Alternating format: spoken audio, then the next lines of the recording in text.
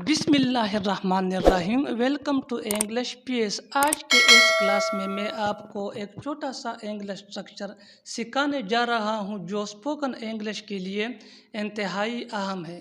So let's start.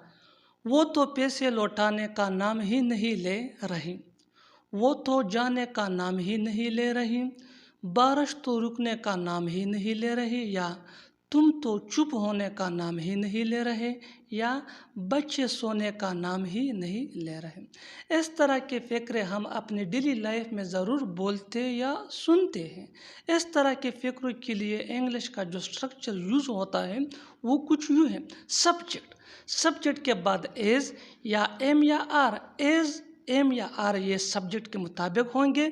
इसके बाद note के बाद रेडी के बाद to plus base form of verb और आखिर में other words. Subject plus is am are plus not plus ready plus to plus base form of verb plus object. Let's see with the help of example.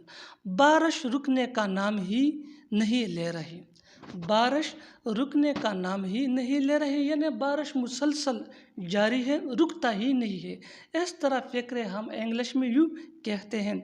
The rain is not ready to stop, the rain is not ready to stop. Rain ये हमारा subject है, is हमारा helping verb, not ready to stop ये next example.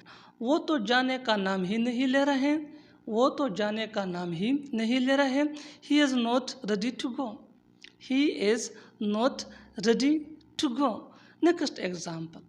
बच्चे सोने का नाम ही नहीं ले रहे। Children are not ready to sleep, children are not ready to sleep. वो पैसे लौटाने का नाम ही नहीं ले रहे, वो पैसे लौटाने का नाम ही नहीं ले रहे।